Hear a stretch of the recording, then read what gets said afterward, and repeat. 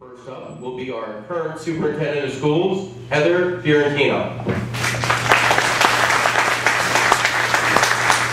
Well, thank you for being here, and also, Cona, thank you very much for everything that you do. It's been my privilege to work with you over the years, so I appreciate that. I want to tell you how proud I am of all the teachers and all of the staff, from the bus drivers all the way up to the principals. We have a wonderful school district, and you should be proud of the things that have been accomplished. I'm going to first tell you a little bit about my background so you know a little bit about me.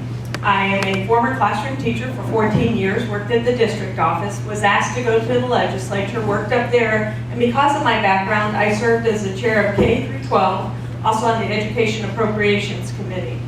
When I had decided to come home, my daughter had asked me to come back, so I said I would, and John Long was deciding to retire. At that point, because of my background, many people asked me, would you please run for superintendent? So I've been blessed with the job for the last 8 years, and I thank you for giving me that honor.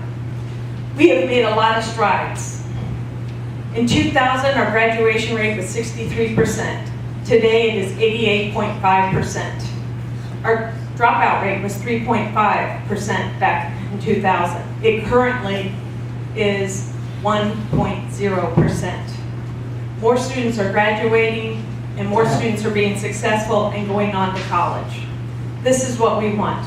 We also have career academies. So for the students that don't want to go on to college, they also have the ability to go into what you remember being called vocational school. And today we call it career academies. We're preparing kids so that they get certifications. As soon as they leave high school, they are able to get a job with high wages. When you look at things like mechanics, you have to have basically a computer technology degree to be able to work on a car. It's not like when I used to work on my car and my dad showed me how you could use, a thin dime to do your timing.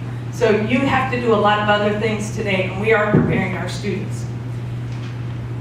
The growth in our county has been growing. We've built 20 new schools in the last 8 years, and we have received the grades of A or B as a school district the entire time, and we have the lowest administrative costs. Let me tell you, Pasco County and in the state of Florida, education, this is the most challenging times because of our budget, and the most exciting because of the changes that we're making in education and improving student learning. It's going to take an educator to do that, somebody who's been on the ground, who understands what's going on. I look forward to continuing, and I hope I have earned your vote in the last 8 years. Thank you very much. Thank you. Again, we are blessed in this race to have two distinguished statesmen. The next up is the former Secretary of State, Kurt Browning.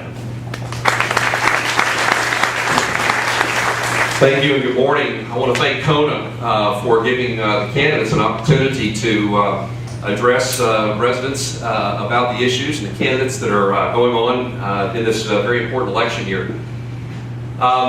Many of you know that I served for 26 years as your supervisor of elections, and I understand the county. I also was fortunate enough to have served not once but twice as the Secretary of State for the state of Florida. Certainly I needed to come home. My wife was still down here. More importantly, a granddaughter was down here, and I needed to come home and be with my wife and get reconnected to my community. I will tell you that I believe that with the leadership that I've developed over my 35 plus years, that I can lead this school district. This school district is in need of new leadership. With all due respect to the superintendent, it's not as rosy a picture as it's being made out to be.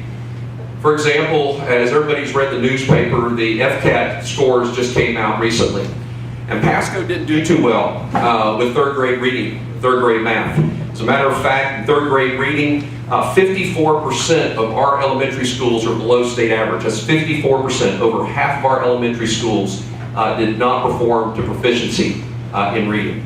As far as third grade math, we have 75% of our elementary schools that are not proficient in mathematics. Now that's troubling to me. That's troubling to me. We talk about needing an educator to run the school district. And I think what we need is we need a manager. We need an individual that has leadership, that can motivate people to perform to their highest abilities, What we need to do is we need to get away from the cookie cutter approach that's taking place now in our schools, teaching reading, writing, and mathematics the same way. And I will tell you, children do not learn the same way. And so we need to empower our schools, meaning our principals, school-based administrators, and more importantly, our teachers, to tailor that educational program to those kids that they're trying to teach. When that happens, you will see test scores go up. Because I believe that that's where it really happens, is certainly in the classroom. There's a lot of issues in this race that you can't cover in 3 minutes. But certainly, I think there's a distinct difference between the current superintendent and me. And certainly, as you go to the polls on August 14th, I would certainly appreciate your vote and vote what's best for the children. Vote for Kirk Browning for superintendent of schools. Thank you.